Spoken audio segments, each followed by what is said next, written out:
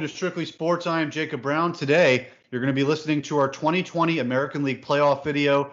But is it really an American League playoff video? Because I don't think we're really going to have an American League this year. And by the way, as always, joined by Stephen Cashin here.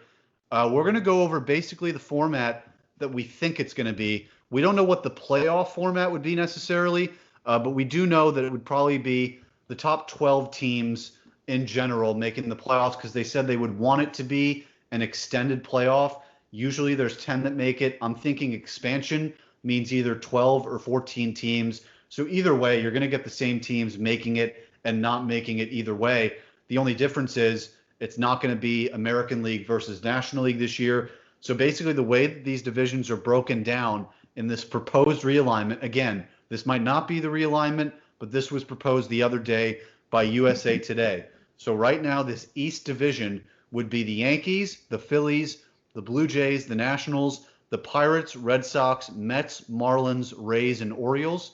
They would do that because all those teams play in the same time zone, and they're all close to each other. The Central, it would be the White Sox, Cubs, Reds, Cardinals, Braves, Brewers, Indians, Royals, and Tigers. And then the West would be the Angels, Dodgers, Rangers, Astros, Padres, Giants, Mariners, Diamondbacks, Rockies, and A's. So that would be the West. I don't know how it would work with the playoffs. So again, I think the way we'll break it down here, we'll just say who the playoff teams would have been in the American League, and then just kind of talk about it as if it would be that bracket. So let's get started here. I think either way, you look at these divisions, Stephen, in the East, and I think the way that it would break down is probably you would have 3 division winners with either 1 or 2 wild card teams per division on average. So I think it would make, so if you had 3 division teams, that would take you to 9. If you have 12 teams in the playoffs, it's 3 extra wild card teams. If they do a 14-team playoff, it would be 5 extra wild card teams. So I guess we'll break it down that way. So in this East Division, I would think the top 4 teams end up being Yankees, Mets, Rays, and Nationals, with on the outside, you're talking probably Phillies, Blue Jays, I'm thinking. Again, I'm not so familiar with these divisions. Interesting to think about it with these teams mixed together. So we'll just start with this East. Who's winning it? Is it Yankees, Mets, Rays, or Nationals in that East? I'm looking at it. Nothing really changes for me. The East is almost the most clear cut for me because the teams are all in the same. Obviously, all these teams are in the same geographic region, but this is the AL East with a few more teams added. And I like the Yankees out of the whole thing. I mean, they're the most complete team out of this whole division. I don't see anyone really slowing that train down. In this East Division, I think it would go Yankees, Rays, Mets, and then after that, you have some teams in the mix, and then the Nationals. So I think those are your top 4 teams, the best. It's a 4-headed snake there those are your best teams out of the whole bunch, and then you have everyone else. So out of that whole thing, the Yankees will take that division. They are clearly the most complete team out of the whole thing, and after that, the Rays and Mets will be going at it head-to-head, Nationals too. So it'd be very interesting to see, but the Yankees would take that division, I think, clearly. Yeah, I think I'd look at it this way. I'd say rotation, I'm probably going Washington. Lineup Yankees, bullpen Yankees. I'm looking at the Rays. Pitching, I would probably give to Tampa, to be honest with you, in terms of the starting rotation. I would give it to Tampa, but maybe Garrett Cole is that difference because he's the best out of all of them. But lineup, compare Yankees and the Mets. Yankees probably slight edge in that lineup. So those 4 teams are closer than you would think between Yankees, Rays, Nationals, and Mets. I think the order for me, it probably would go Yankees, Nationals, Mets, Rays, just because I like the lineup for the Mets better than the Rays, and I like their bullpen potential over the Rays. Same thing with the Nationals. I like their rotation and the potential of that lineup, everyone together. So I think the 3 division winners in the East, if it were, that's how they would break down the playoffs. The 3 division winners, Yankees, Nats, and Mets. I think the Rays would make it as one of those wild card teams. And now we move on to the Central. I think my 3 teams would probably be Minnesota, definitely 1. I would say Reds probably as the second one, and then either Cubs or White Sox as that third, and then the other one would be the fourth. I think Cleveland's out of it. St. Louis just doesn't have enough. I don't think Atlanta's there with the Chicago teams. How do you look at that Central Division? Who are the top three, and who's just on the outside? This is where it gets kind of interesting because you have different Grouping, yeah. different grouping, and you're kind of really comparing two teams from different leagues. So right now, I think the Twins would take the division crown. They're the most complete team out of the bunch. But then it gets really close here. I would go with second place would be the Cubs, who I was high on them in that division breakdown we had there in the Central. Yes, And yes. then I would go Braves and Cardinals.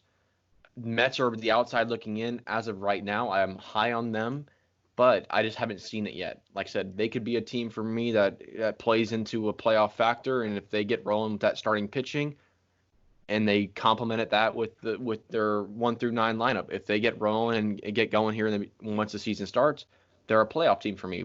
But they're sitting on the outside not by a wide margin at all. Yeah, I mean, because I just look at it personally. I think the Reds are a playoff team. I mean, that rotation's 5 deep. They've got really good hitters. They added Castellanos and Moustakas.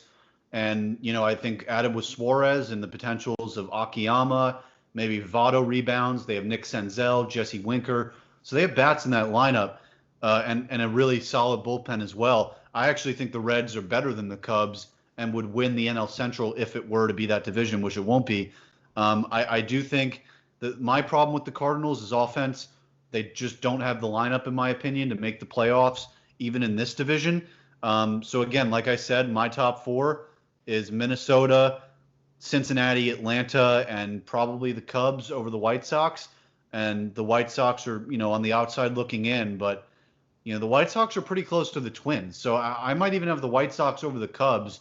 It would be pretty close. But regardless, if we're saying 3 wild card teams here, you're probably saying one of those Chicago teams makes it anyway, and that's a perfect segue into the West. I would say my 3 teams in the West, definitely Dodgers. And then I would probably say Arizona at 2 and Oakland at 3, or not. Well, Oakland at 2, Arizona at 3 would be my 3, with the Astros on the outside looking in, Padres on the outside looking in. So if we're talking about here 3 extra playoff teams, so we're talking 3 division winners of each with 3 extra wild card teams or 5 extra. If it's 3 extra wild card teams, I'd have White Sox, Rays, and probably Astros as those 3. And then if it's 5, I'm taking Atlanta and, some other team, maybe Angels or, someone else, Brewers, Cardinals, someone like that. So what do you think with the West Division? The West, this is, to me, the toughest division out of them all, just in terms of how close the outside teams looking in will be. Clearly, the Dodgers would be their number 1 team. I like your pick there with the A's in the second spot. I have them in the second hole, too, because with that lineup with Simeon, Chapman, Olson, Canna, Chris Davis coming back, I mean, they have the same core group of guys, and their pitching staff is right up there, too, can hang around. So I got the Dodgers, A's, Arizona, and then right now, the Padres right there in that fourth spot, looking like. So we have 3 in the division, right? 3 division top 3, and then 1 outside looking in. The Padres is my wild card team there out of that whole deal. I think they have some good young talent. Their bullpen's sick, and I think they can surprise teams. And I'm not really big on the Astros this year, just because I don't know who and what they are after the whole cheating scandal. I'm with you there too. I mean, maybe I'm overestimating this Astros team. Maybe I'm giving them too much credit. I mean, I'm definitely been one of the biggest agitators with them cheating, and I hate that they did it. But I don't know if the drop off will be that tremendous that they missed the playoffs. That's my only question. But yeah, we've been on San Diego, you and I, this whole time. Love their bullpen. Love the potential of those young hitters. If Machado can rebound with Tatis. I love that Padres lineup. So I think the biggest thing here, and I'm actually reading a tweet right now, tweeted by Charles Gasparino on Twitter. He just tweeted, "Senior MLB officials tell Fox Business they're near certain that there will be Major League Baseball in 2020, even if the details of the game are still being debated. League is closely watching New York Governor Andrew Cuomo for timing on the reopening of New York City and games for the Mets and Yankees. And so they're really working it out right now. So right now, what they're saying is it would be a 100-game season. It would start in the beginning of July or late June, and teams would be able to play at their own stadiums, which is why these divisions are like that geographically. But you would only play the teams in your division with no fans. So, you played, Steven. What would that be like? Shortened season, that's 62 games less at ballparks with no fans and different divisions. So you're playing different teams. How do you think that would work? The game's going to be a lot. It's going to be, I can't really pinpoint how it's going to feel or what it's going to be like, but I've had a chance to play in some of these bigger spring training stadiums. I had the opportunity to play in the Red Sox and the Yankees spring training facilities, those big stadiums. And when there's no one in that stadium, it's quiet. It's weird. It's eerie not to be around fans. These guys thrive on crowds. And I think we've talked about with a few people, it's like fans make the sport. And it's going to be weird seeing guys, get amped up and hyped up to play in front of nobody, essentially.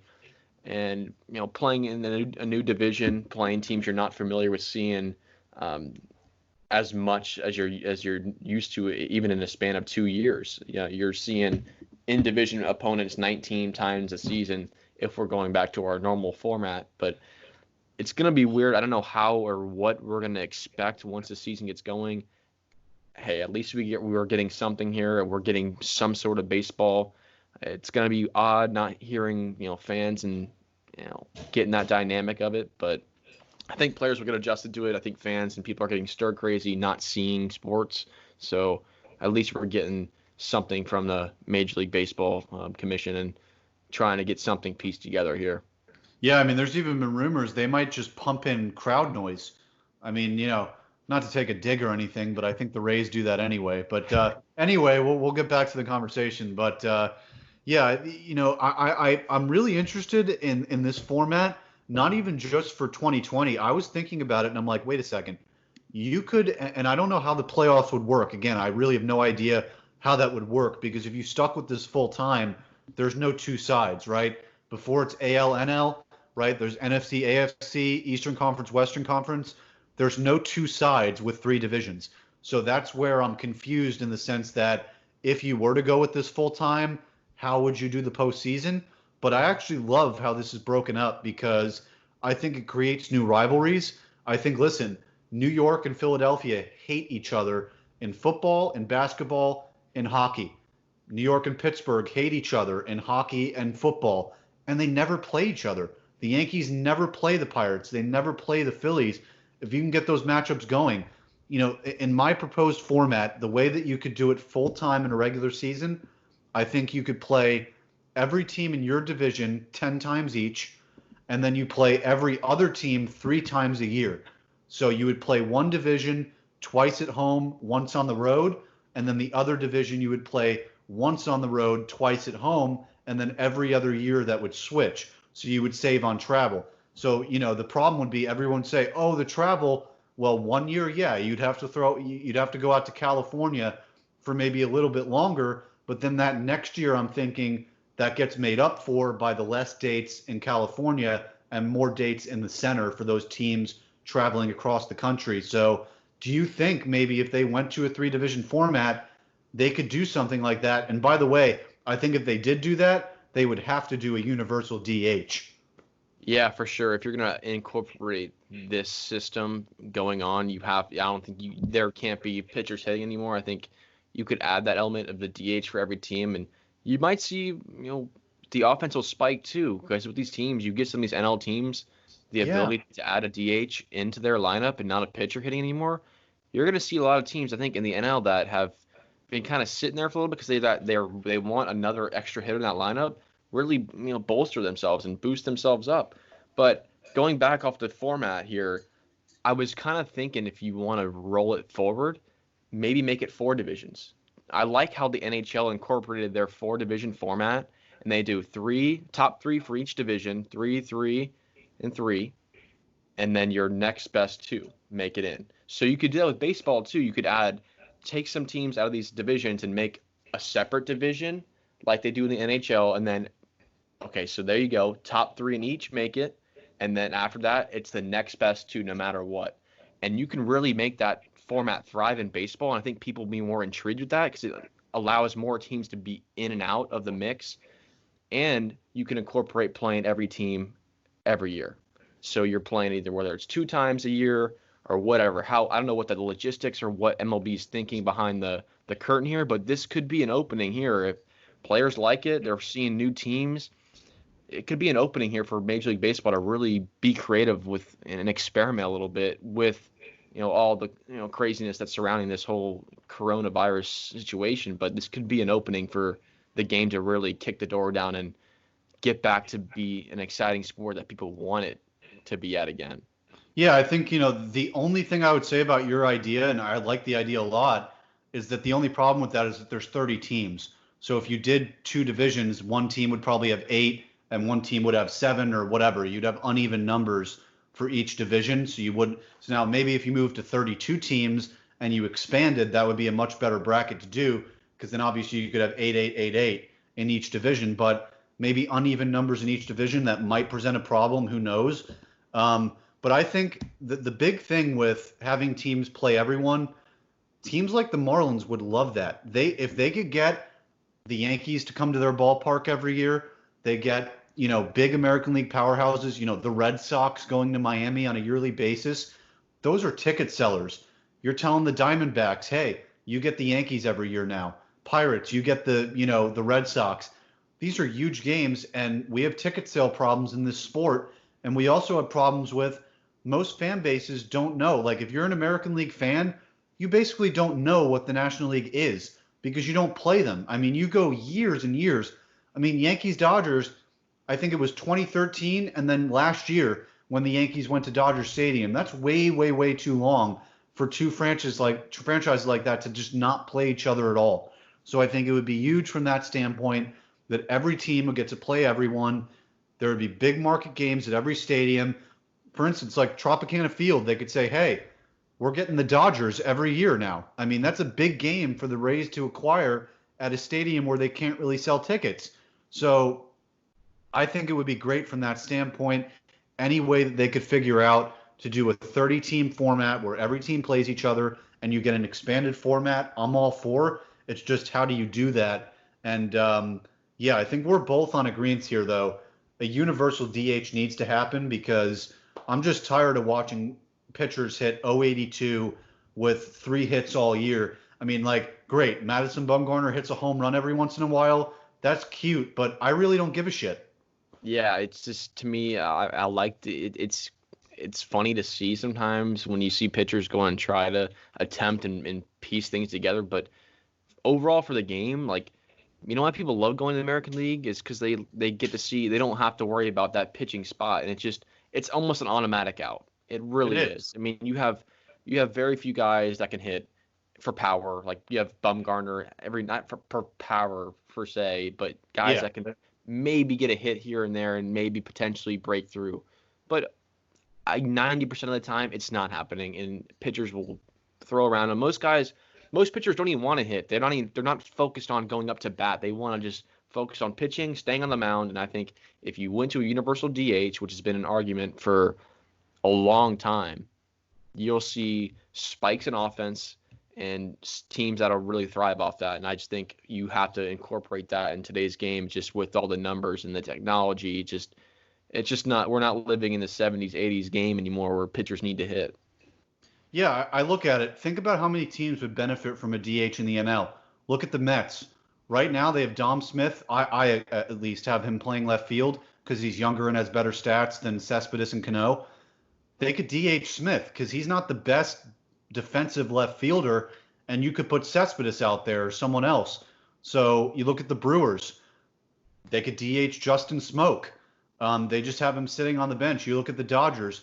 A.J. Pollock could get in the lineup on an everyday basis. Chris Taylor could get in the lineup with a DH. So this really just opens up job opportunities for these hitters.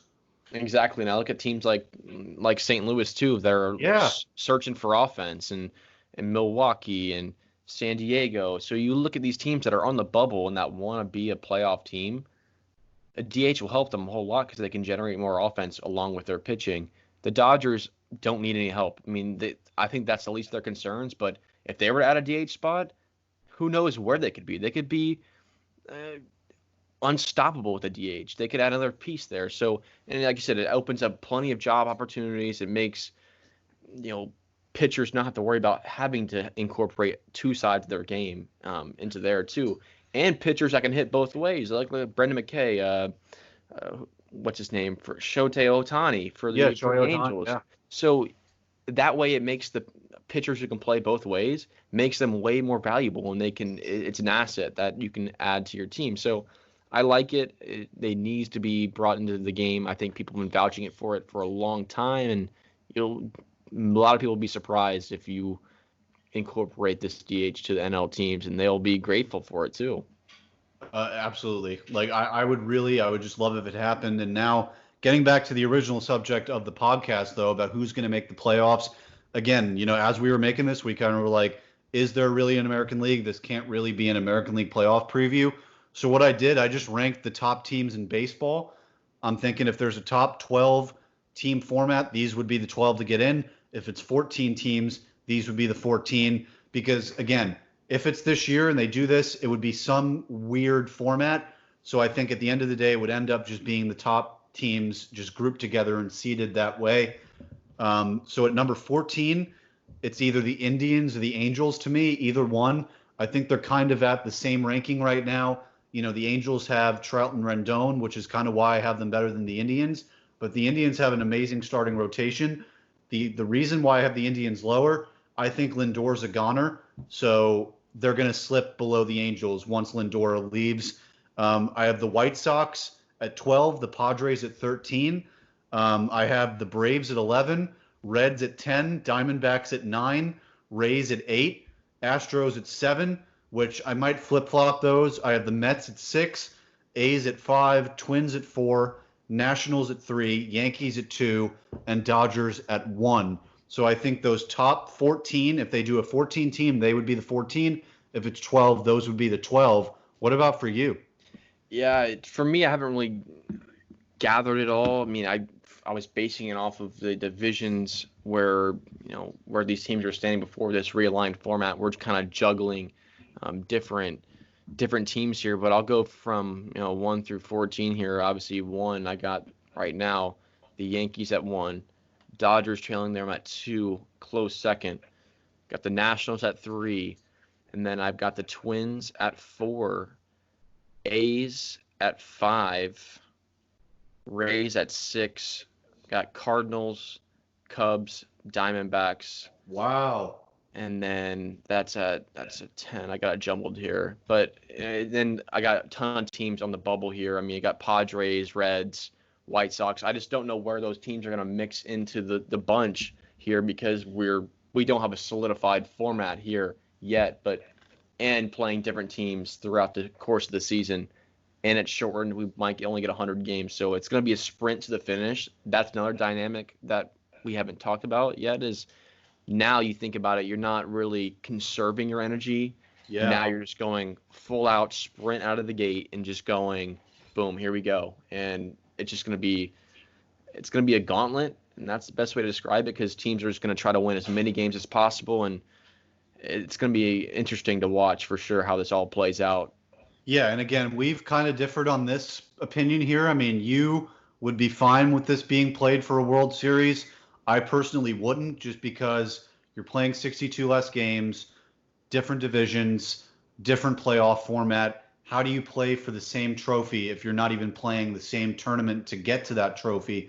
So to me, just do 1 year, you do a different trophy. That's it. Just call it the 2020 Red Robin Tournament champion, and that's it. And I think you'd be fine with that because it's like, now I'm coming from a different perspective as a Yankee fan. We have 27 of them, so a team like the Rays, they would take any World Series no matter when it comes. Exactly. So I can see that, that's why I could see that opinion, but where do you stand on that?